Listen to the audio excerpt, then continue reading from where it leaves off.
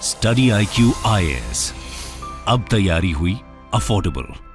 नमस्कार दोस्तों, जैसा कि आपने देखा होगा 2 दिन पहले सरकार के द्वारा अनाउंस किया गया था मिलिट्री के अंदर रिक्रूटमेंट के लिए एक अग्निवीर स्कीम, जिसको लेकर ऑलरेडी जो प्रोटेस्ट है स्पेशली बिहार में वो देखने को मिला है। लेकिन यहाँ पर कुछ क्वेश्चन सामने आ रहा था कि आखिरकार जो अग्निवीर होंगे जो यहाँ से रिक्रूट होकर जाएंगे वो अल्टीमेटली आर्मी के अंदर कितनी उनकी संख्या होगी।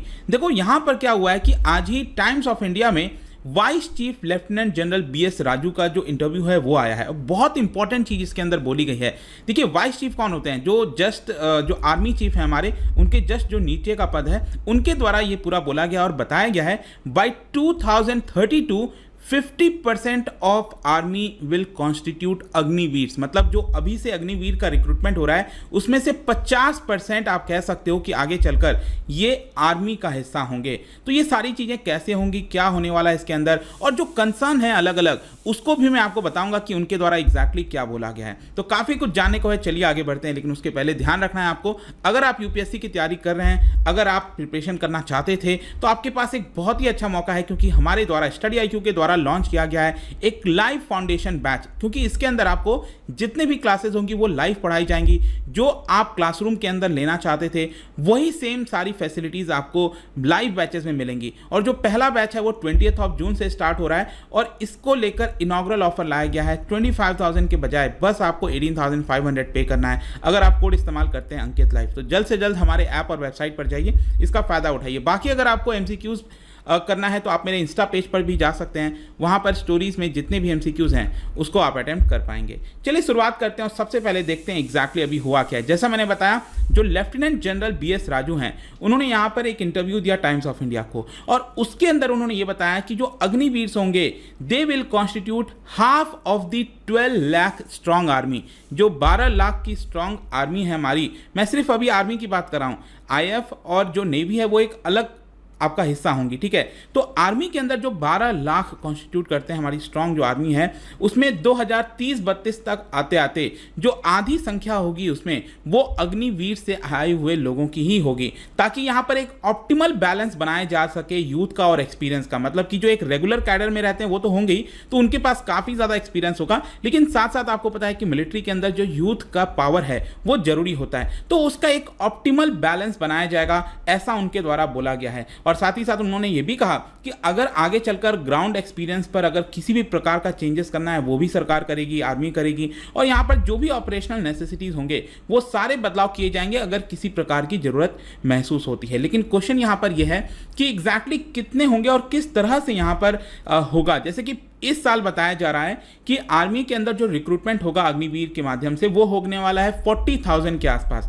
40,000 युवकों को यहां पर रिक्रूट किया जाएगा और आगे चलकर करीब 7 साल 8 साल के बाद यही संख्या हर साल बढ़ के हो जाएगी 1.2 लाख। मतलब कि आगे चलकर हो सकता है कि अगले साल 40,000 के बजाय 50,000, फिर 60,000, इस तरह से बढ़ते बढ़ते 7th या 8th ईयर आते आते 1.2 लाख अग्निवीर को रिक्रूट किया जाएगा आर्मी के अंदर। और फिर 10वें और 11वें साल में बताया गया है कि 1.6 लाख युवकों को यहाँ पर रिक्रूट किया जाएगा अग्निवीर में, ताकि वो हमारी देश की सेवा में लग सकें। और जितने भी रिक्रूटमेंट होंगे, अब ध्यान रखिएगा, आपको ऑफिसर्स के अलावा जितने भी अब आर्मी के अंदर रिक्रूटमेंट होंगे वो यहाँ पर अग्निपथ जो स्कीम है उसी के माध्यम से किया जाएगा, ऐसा आर्मी वाइस चीफ ने बताया है। जहाँ तक IF और नेवी की बात है, देखिए उसमें एक स्मॉलर संख्या होगी अग्निवीर की, 3,000 के आसपास। मतलब इस साल IF में और नेवी में दोनों में 3-3 हज़ार जो नंबर है वो रिक्रूट किया जाएगा। और हर बैच में से, जैसा कि मैंने आपको बताया, 4 साल के बाद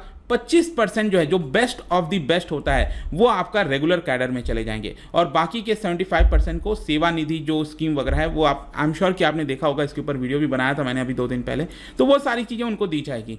लेकिन इस यहाँ पर क्वेश्चन यही पूछा गया कि आखिरकार इसका मेन मकसद क्या है, मेन एम क्या है, सरकार ये क्यों कर रही है, इसमें क्यों बदलाव किए जा रहे हैं।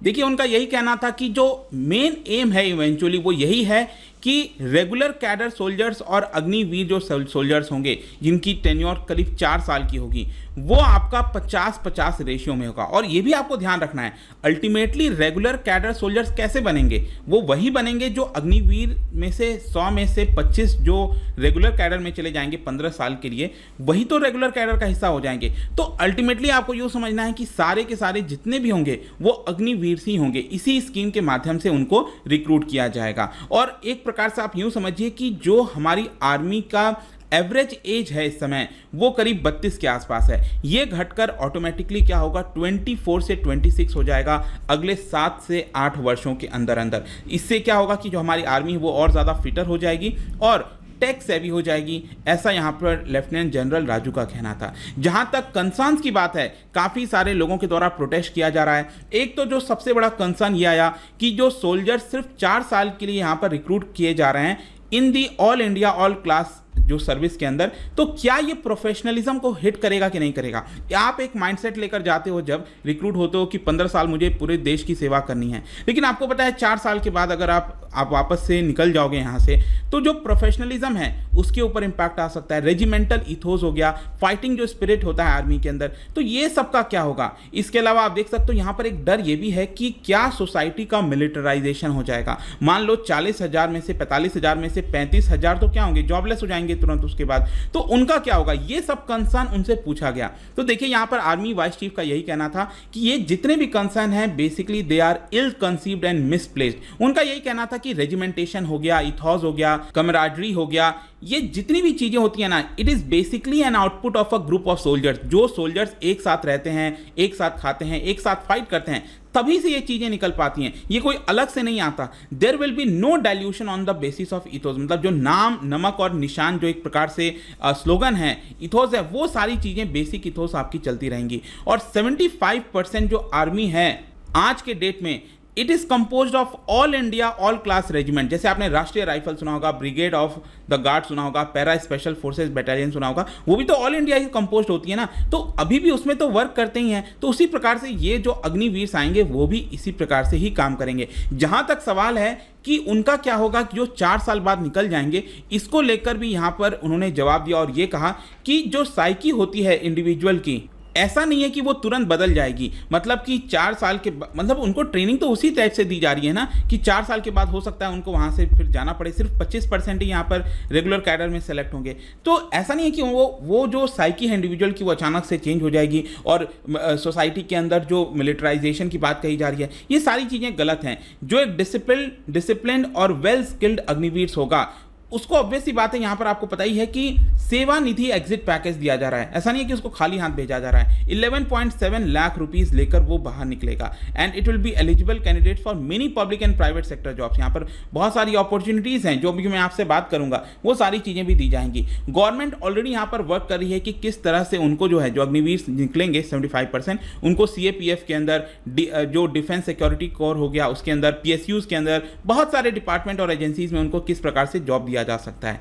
और यहाँ पर एक और जो क्वेश्चन था कि क्या वो रिस्क अवर्स होंगे कि नहीं। मान लो कि कल के डेट में अगर कुछ ऐसा चैलेंज आ गया, लेकिन जो 4 साल वाले अग्निवीर हैं, क्या वो रिस्क लेंगे अपने लाइफ के लिए कि वो दुश्मन को जाकर होश उड़ा दें उसके, मतलब कुछ भी अगर देश का सेफ्टी का सवाल आता है, क्या वो रिस्क लेंगे कि नहीं लेंगे। तो देखिए यहाँ पर उनका साफ साफ कहना था जो वाइस चीफ हैं कि if a soldier has to fire his rifle he will, अगर उसको अपना फायर करना है राइफल तो करेगा ही करेगा, जो भी रिस्क लेना है वो लेगा, क्योंकि अग्निवीर्स को भी वेल ट्रेनिंग दी जाएगी यहाँ पर and they will compete with each other to join the regular cadre. अब 4 साल में भी क्या होगा, ज़्यादा से ज़्यादा वो लोग आपस में ही कम्पीट करेंगे कि हमें रेगुलर कैडर में जाना है, तो ऑटोमेटिकली वो स्ट्रांग होंगे। और यहाँ पर जो बटालियन कमांडिंग ऑफिसर है वो इन सारी चीज़ों को मैनेज करेगा। तो ये जितने भी कंसर्न्स वगैरह थे उसके बारे में भी उनके द्वारा बताया गया है। वैसे मैं आपको बता दूँ कि जो लेटेस्ट खबर यही है कि मिनिस्ट्री ऑफ होम अफेयर्स ने कहा है कि CAPF की जो रिक्रूटमेंट होगी उसके अंदर उनको ट्रेनिंग दिया जाएगा। अभी रिसेंटली आपने सुना होगा कि जो स्टेट गवर्नमेंट है हरियाणा सरकार, उनके चीफ मिनिस्टर ने अनाउंस किया कि अग्निवीर जो भी होंगे हरियाणा से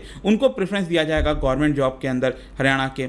इसके अलावा आपने देखा होगा अभी जस्ट खबर ये भी आई है कि अगर मान लो ग्रेजुएशन है, क्योंकि मान लो 17-18 साल में आप आप चले गए, 18 साल में जो है आप रिक्रूट हो गए, तो उस केस में ग्रेजुएशन कैसे होगा? तो यहाँ पर जो यूनिवर्सिटी ग्रांट कमीशन है यूजीसी, उन्होंने कहा है कि ऑटोमेटिकली अगर आप सर्विस ट्रेनिंग लेते हो तो ऑटोमेटिकली आपको 50% क्रेडिट मिल जाएगा ग्रेजुएशन का, और बाकी आप कोर्सेज कंप्लीट करके अपना बाकी का 50% ले सकते हैं, तो ऑटोमेटिकली आप ग्रेजुएशन भी कंप्लीट कर पाओगे, ऐसा यहाँ पर यूजीसी के द्वारा बताया गया। तो इस तरह के कई सारे बेनिफिट्स लाए जा रहे हैं, बट आई होप कि ये जो आपको रास्ता है that is 50% of army Agniveer होने वाले हैं, ये आपको समझ में आ गया होगा। और अल्टीमेटली जैसा मैं आपसे कह रहा था कि आगे आने वाले समय में सभी, चाहे रेगुलर कैडर हो या फिर नॉर्मल हो, अग्निवीर हो, वो सभी अग्निवीर का ही पार्ट है एक प्रकार से।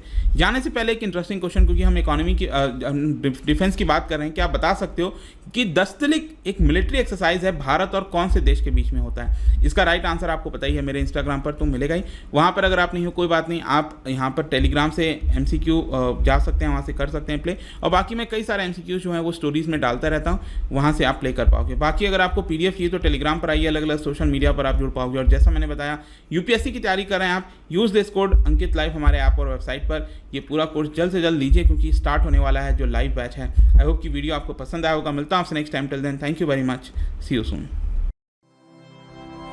स्टडी IQ IAS, अब तैयारी हुई अफोर्डेबल।